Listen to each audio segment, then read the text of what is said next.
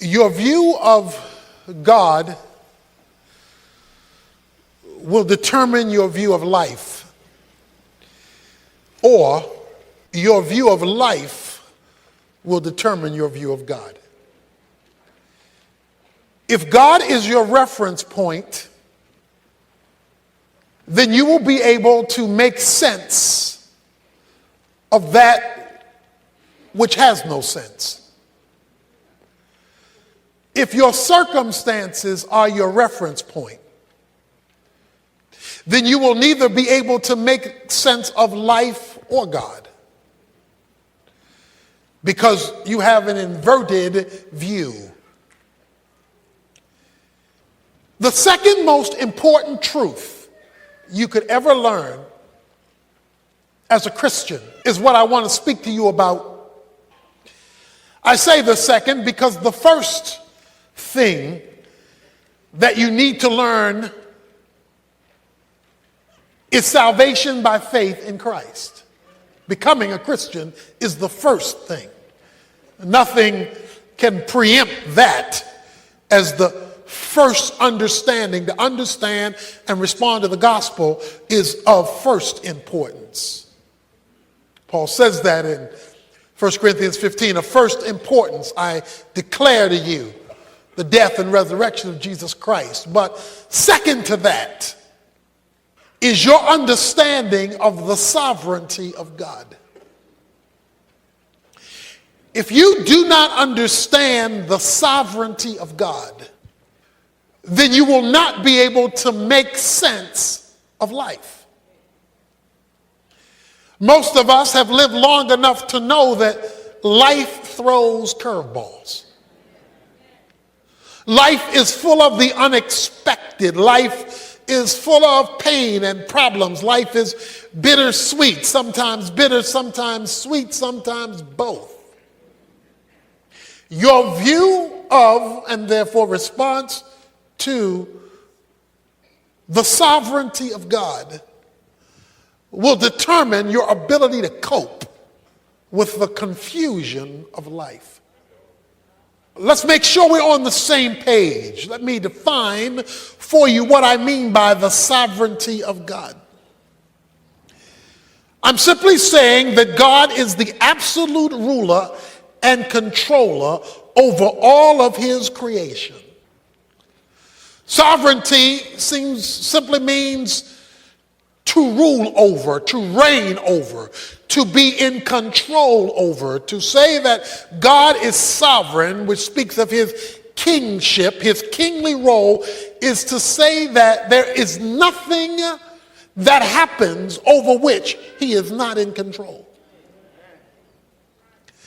That control is either manifested either by direct causation, he makes it happen, or by consciously allowing it to happen. He either controls it, he says, that's what I want to happen, so it happens, or he says, that's not what I want to happen, but I'm going to let it happen because I'm going to use it for what I want to happen. You cannot have a sovereign God and have luck.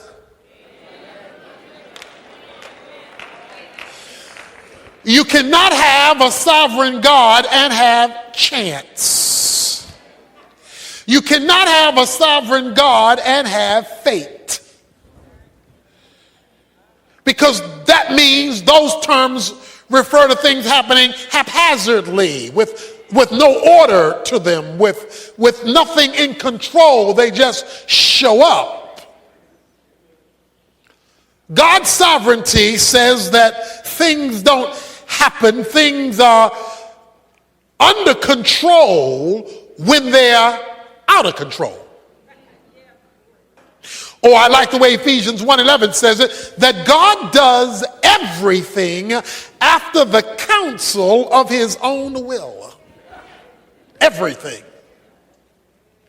He is creator, controller, and sustainer of all things. So we've got to establish this as the governing principle of life. The governing principle of life has to be the sovereignty of God. Therefore, you can never first appeal to your circumstances.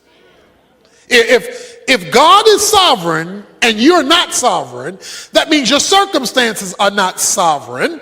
God is. So the reference point for life must not be life, it must be the sovereignty of God. This leads me to probably the greatest verse, I would say, in the Old Testament, maybe in the Bible, when it comes to life circumstances, as it comes to the intersection of the sovereignty of God, and that is found in Genesis 50. It comes at the end of a saga of a young man's life that we have spoken of often. His name is Joseph. Joseph has been sold into slavery by his brothers who were jealous of him. Joseph, having been sold into slavery, winds up working for a man named Potiphar, because the slave owners took him to Egypt. They sold him as a slave to Potiphar, where Joseph climbed the ladder of success and became Potiphar's administrative assistant, managing all of his household affairs. While managing his household affairs, Potiphar's wife sought to seduce him, and he refused. In her anger over his refusal, she cries rape, making Potiphar, of course, furious that this man who he had entrusted over all of his affairs would seek to rape his wife, which was not true. And Potiphar gets Joseph thrown in jail. So he's sold into slavery for no just cause. Now he's in jail for no just cause. While in jail, there are two men who are in jail with him. One man is sentenced to death. One man is set free.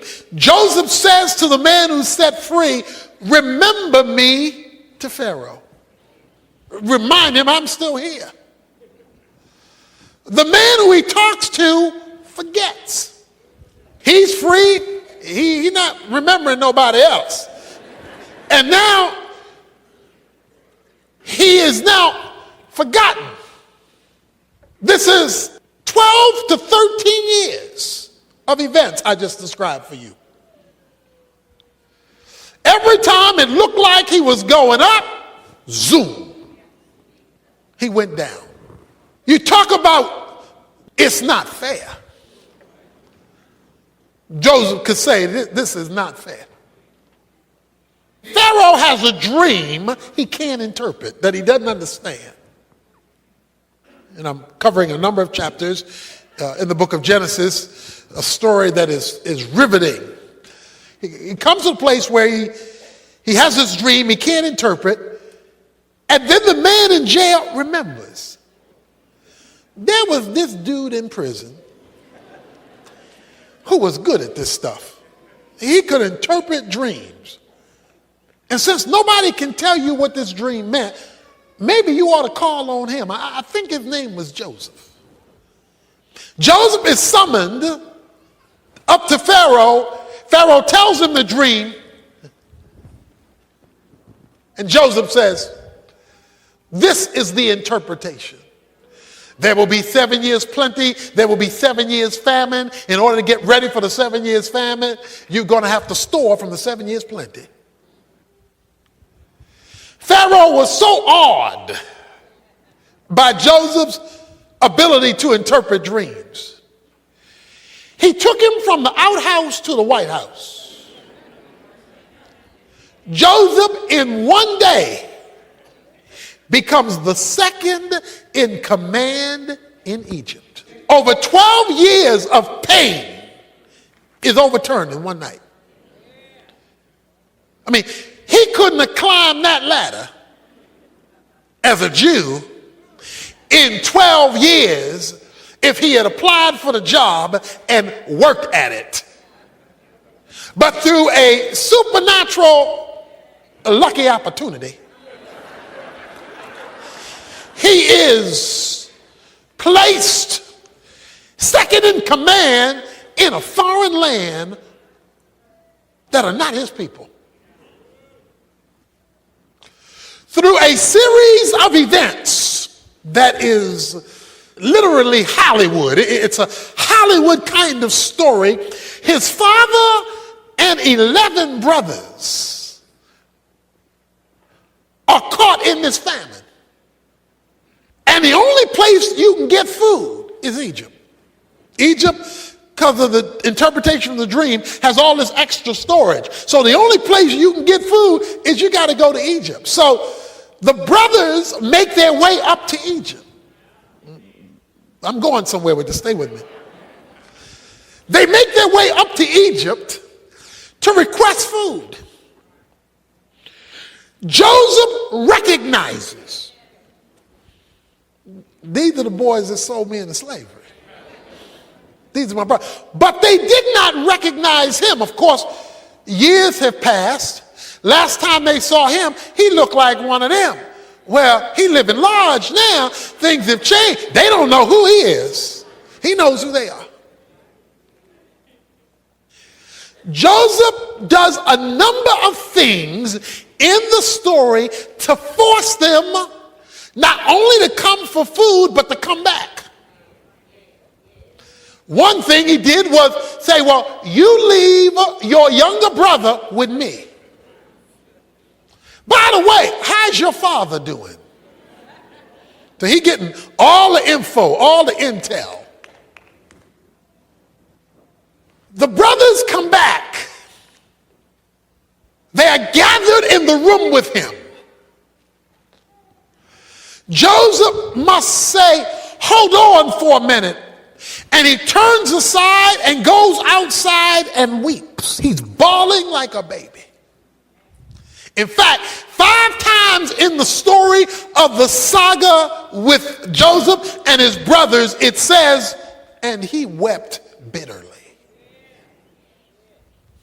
A lot of reasons for the tears. One, seeing his brothers again. One, remembering what they did. I mean, it was a whole series of events.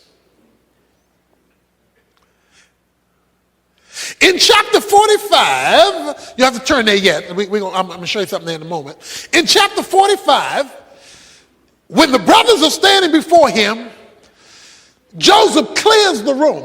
Of all the Egyptians, he says, all you folks leave, and you folks leave me here alone with these men. And Joseph says, come near to me. Now they want to know what is going on here. All we did was come up for food. Now we are trapped in this circle that we can't break out of. Come near to me. Now, some time ago, I shared with you what my holy imagination thinks happened. Because it was on this occasion, the Bible says, Joseph revealed himself to his brothers. And from my perspective, the fact that he tells everybody else, leave, he tells them, come real close. He wants them to see something that would validate his identity. And there was only one thing that would validate his identity: his circumcision. Thus, everybody leave, you come near. I am your brother Joseph. Because only Jews were circumcised. Nevertheless, they're now terrified. Because the one they sold into slavery is now in charge. You know, what goes around comes around.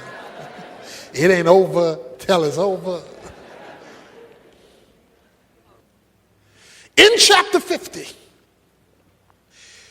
the brothers saw that their father was dead. Jacob is now dead, the father. And they are terrified. What if Joseph should bear a grudge against us and pay us back in full for all the wrong we did to him? What if?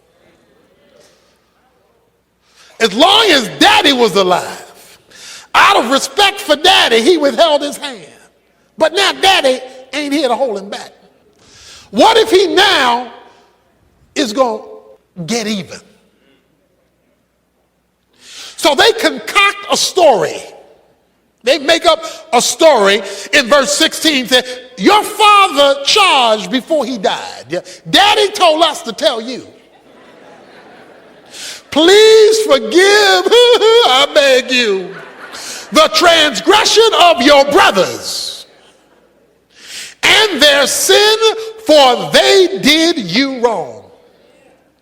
Please forgive their transgression of the servant of God, of your father. And again, Joseph wept before them. It wasn't fair. It wasn't right. His life got messed up because they messed him up. Has there been anybody in your life who's messed you up? What they did to you, what they did about you, how they put you down, how they treated you, how they reneged on you, whatever, it has messed you up for years. Because he went through 12 years of torture for something he had never done wrong. His brothers came to him and fell down and said, behold your servant. And then Joseph says the words that are at the heart of my point this morning. Do not be afraid, verse 19. For am I in God's place? You meant evil against me, yet you did me wrong. But God meant it for good, in order to bring about this present result, to preserve many people alive. It doesn't get stated any clearer than that. Am I in God's place? He says, I am looking at this through a different set of eyes than you are. You're looking at what you did to me, and what you did to me was wrong, but what you did to me is not my final reference point. What you did isn't the bottom line. What you did isn't the final point. What you did didn't make it over. He says, you meant it for good. You did me wrong, but you meant it for evil. You did me wrong, but God meant it for good, to bring about this present result. When life treats you wrong and you focus only on the wrong, then you're missing the point. When life treats you wrong, God is still in control. When it's not fair, it doesn't mean it's not God. When God allows people and things to do things to those who are committed to him, you can be assured that he's allowing bad things for a good reason. Let me say it another way. Anything that happens in your life, because God is sovereign, must pass through his fingers first. God has the power to stop it, reverse it, correct it, kill it. If he didn't, he wants to use it. You meant one thing when you sold me into slavery, but God meant something else when you sold me into slavery. You were thinking, I'm mad, I'm irritated, we're jealous of you, we don't like you, we don't want you here anymore. That's all you were thinking. But when God lets you get through with that, he was up to something else. He says, and the reason God did it in verse 20 is that he might bring about this present result. He allowed an event 13 years ago to bring us to today. He allowed a negative in our past to bring about what you're looking at right now. In fact, boys, thank you for sending me into slavery. Because when you put me in that hole and lied to daddy and told him I was dead, God allowed the Ishmaelites to come up and see me. And they took me. God allowed me to be sold by them to Potiphar. Then God allowed me to be put in prison for a crime I didn't commit to bring about this present result. And he says, and to save the life of many. When you read the life of Joseph, there is a phrase that follows him all through his life. And the phrase is simply, and the Lord was with Joseph. He gets accused of a crime he doesn't commit, and guess what the phrase is? And the Lord was with Joseph. He gets thrown into prison, and the first phrase you read when he gets thrown into prison is, and the Lord was with Joseph. How can the Lord be with me when all hell is breaking loose? How can the Lord be with me when I'm getting buked and scorned and talked about show as you born?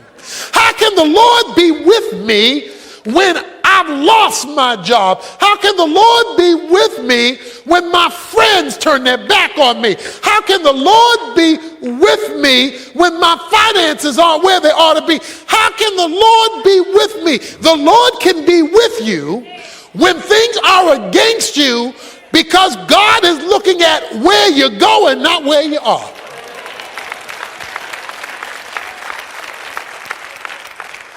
You see, our problem is all we see is what we see.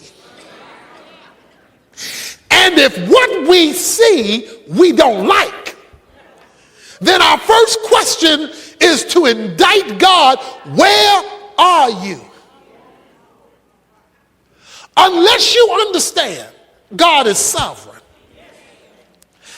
and that he controls all things, either by determining them or by allowing them for a greater purpose, you're going to be stuck where you are. You're going to be bitter and you're going to be angry. God is so big. Let me tell you how big God is. The Bible says that God holds the world in the span of his hand. Now, the span of your hand is simply to open your hand and to measure the distance from your thumb to your pinky. That is the span of your hand. He wants you to know how big God is. He says God is so big that the whole world fits between his thumb and pinky of one hand. Now, if the whole world fits between the thumb and pinky of God, he don't need his arm, he don't need to grab it, he don't need his feet to hold it up, he doesn't need all that. All he needs is one hand, and the whole world fits there. See, what we have to understand is God is bigger than the sum total of his creation. He is not part of the creation. He is bigger than the creation. However, he is involved in the detail. This same God who controls everything from the palm of one hand is the same God who doesn't miss a sparrow when it falls to the ground. So he is big enough to run everything and yet detailed enough to miss nothing. He did not miss what happened to you.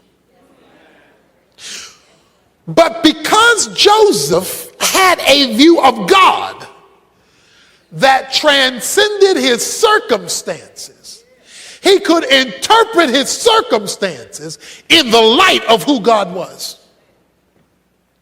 And God is so big that his plan can incorporate bad. He is so big, God can't do bad. God doesn't promote bad, but God can use bad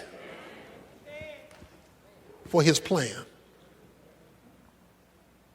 One of the proofs or tests of your spirituality is whether you see the hand of God when you're looking at the hand of man. I hope you didn't miss that. One of the tests of your spiritual progress is whether you see the hand of God when you're looking at the hand of man, especially when the hand of man is negative. Yeah, you get your praise on when the hand of man is good. Because then you're seeing, well, that must be the hand of God. But when the hand of man is bad, if you are a spiritual person, you're watching the hand of God, using the hand of man in its evil, in spite of its evil. Joseph was confident in the plan of God. Look at chapter 45. Verse 4, then Joseph said to his brothers, please come closer to me. And they came closer. And he said, I am your brother Joseph, whom you sold into slavery. So this is where he calls them close. And now do not be grieved or angry with yourselves because you sold me here. I'm going to talk about that in a moment. For God sent me before you to preserve life. Don't get mad at what you did, because what you did, God did. For the famine has been in the land these 2 years, and there are still 5 years in which there will be neither plowing nor harvesting. And God sent me before you to preserve you for a remnant in the earth, to keep you alive by a great deliverance. Therefore, it was not you who sent me here, but God. And he made me a father to Pharaoh and Lord of all of his household, to rule over the land of Egypt. You didn't send me here. Now let me show you another scripture. Psalm 105, verse 16. And God called for a famine upon the land. And he broke the whole staff of bread, and he sent a man before them, Joseph. Now this is the psalmist writing many years later after all these events have happened. And he sent a man before them, Joseph, who was sold as a slave. They afflicted his feet with fetters, put him in prison. He himself was laid in iron for a crime he didn't commit, remember? Until the time that his word came to pass, the word of the Lord tested him. The king sent and released him, the ruler of peoples, and set him free. He made him lord of his house, Pharaoh did, and ruler over his possessions, to imprison his princesses at will, that he might teach the elders wisdom. And here's what I want to point out. Israel also came to Egypt. Israel is Jacob. Jacob's name was turned to Israel. All right, let's put this in perspective now. Remember now, if you are on the same page with God and bad things happen to you, You must look at the bad things as the hand of God and not merely the hand of man. That's my point. God knows what he's doing. In allowing that to come to you, he knew it was coming. He decided not to stop it, so he must plan to do something with it. You say, but why is he allowing the negative? He tells you in Psalm 105, he says, to test him. Joseph, you talking about all that, I trust in the Lord. You say you believe in me, you have confidence in me. Let's see. Do you trust me when man's hand is against you? When you are committed to God and man's hand is against you, it's a test. It's a test. God wants to see whether you trust him, not hear it. Do you trust him when it's going backwards? When it is going in reverse? Are you blessing his name now? Are you worshiping him now? Are you giving him glory now? Are you coming to church now? Are you serving him now? Are you giving now? Are you responding like he's good even when it's bad? God allowed the negative to test you.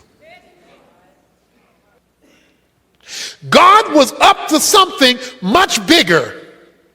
In fact, the reason it took so long was because it was so big. Let me give you good news about a long test. If you're in a long test, it's because there's a big reason. So let me tell you the reason. He says, Israel came to Egypt. God made a promise years earlier to their forefather named Abraham. I'm going to make of you a great nation.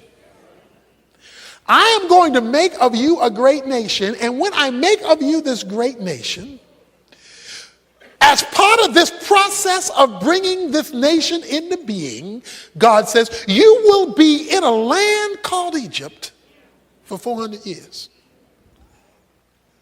And out of that 400-year experience, I'm going to give birth to a nation that will come out of your offspring, and this nation shall be my people and shall glorify my name. That goes way back. That's what Joseph's great granddaddy. That's way back. Question is, how was God going to keep his promise? He got Joseph's brothers to sell him into slavery. The slave owners sold him to an Egyptian. The Egyptian sent him to prison.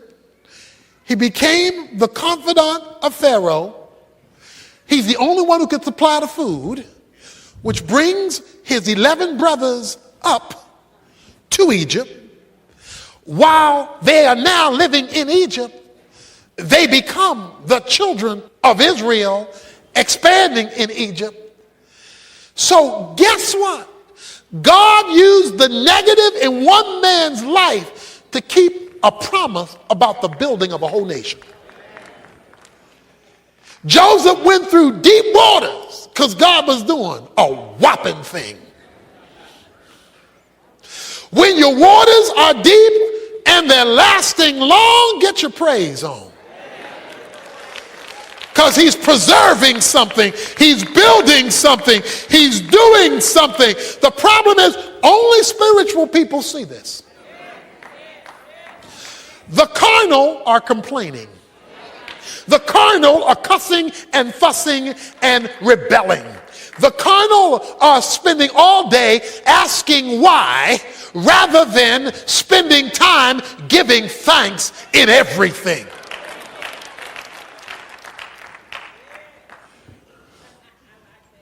God is up to something.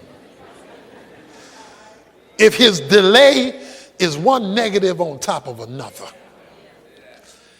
and you're walking with him.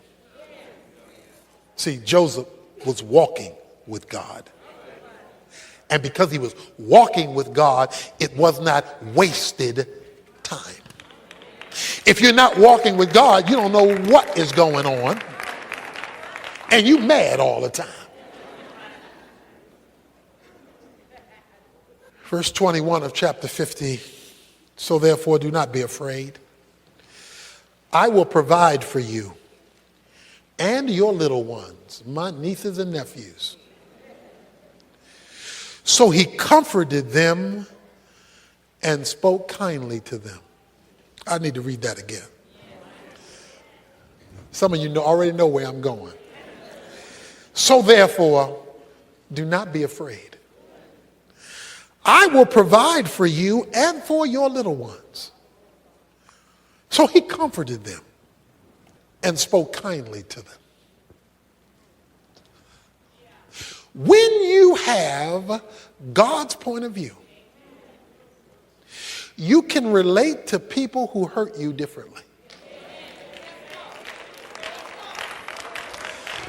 See, if all you see are the people who hurt you, you did this to me and I'm going to get you.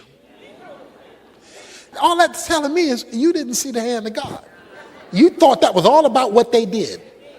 But because Joseph never lost sight of the hand of God, when they repented, yes, they repented. They said, we were wrong. We're sorry and we are scared.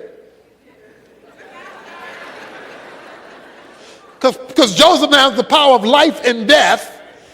He says, don't be afraid.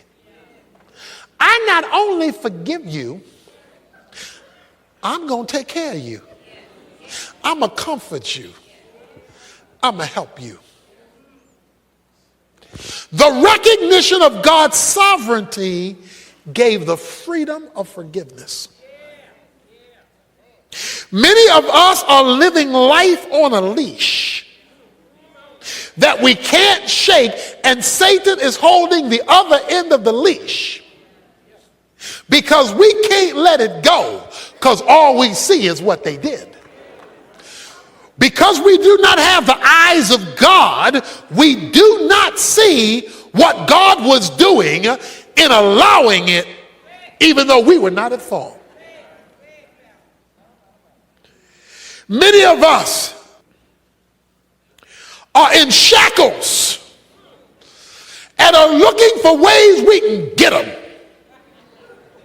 I'm going to get them. Let me show you 1 Peter 3:9. Apostle Peter says these words, not returning evil for evil or insult for insult, but giving a blessing instead. For you were called for this very purpose, that you might inherit a blessing. Now, they're not going to tell you what I just told you in the street. They're not going to tell you that. But we're talking about a spiritual perspective. He says, rather than paying them back, have the mindset of giving a blessing so you, watch this, inherit a blessing. Why? Because you are looking at what God is doing. He released them from their debt because he was looking at God's sovereignty. If Joseph would have held on to the grudge, he would never have passed the test. And if he didn't pass the test, he would never have inherited a blessing. He inherited a blessing because he passed the test.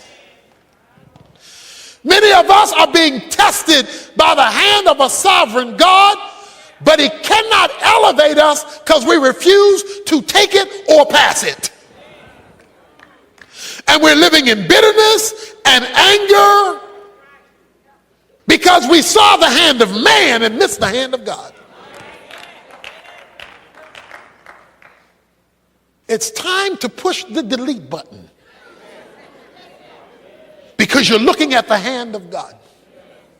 It's time to set somebody else free so you can be set free. because you're looking at the hand of God. You're not stuck with the injustice because God is up to something. And he decided to use the injustice to get you where he wanted you to be. He said, God used it to bring me to this place. One of the reasons that I'm in Dallas today is a broken leg in a football game.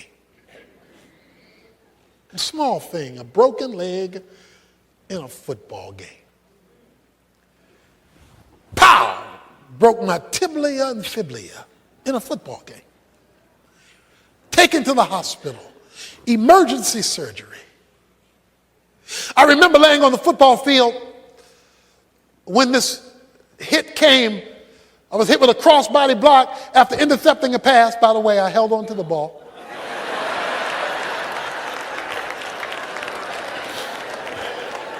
Just want to get that straight. I'm not a punk. I held on to the ball.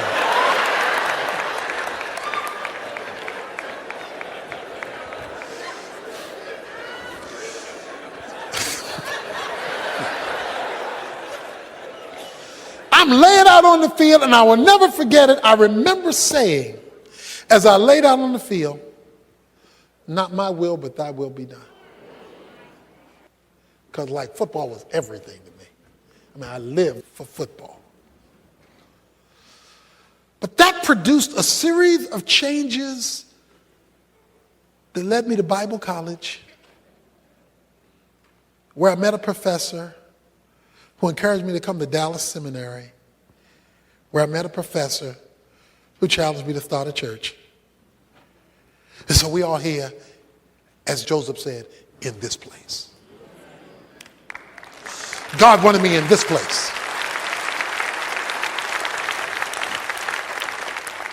And it was inspired because something got broken. If God is allowing something in your life to break, rather than simply going off on the one who hits you, ask, Lord, what is your will? What is your plan? What place are you taking me? When astronauts are learning to fly, they are put in a flight simulator where pilots are confronted with every kind of conceivable flight emergency. It is there in the simulator that they hone their responses and skills until they can successfully face them. They are given difficulties so that they can have the proper reaction when the real thing comes. The simulator really isn't the real thing. It just feels like it. They are preparing them in the test for when they get high, for when they're elevated, when they take off. God is allowing you in the simulator and shaking up your world to hone in your faith so that when he comes in and allows you to take flight, you know what to do up there because you learned what to do down there.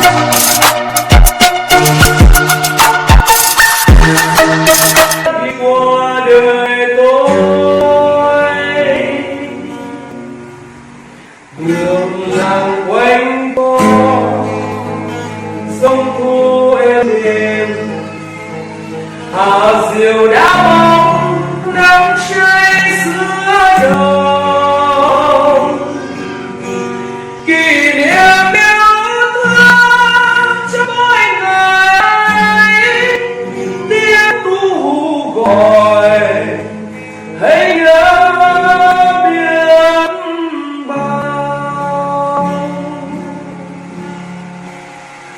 Tôi xa quê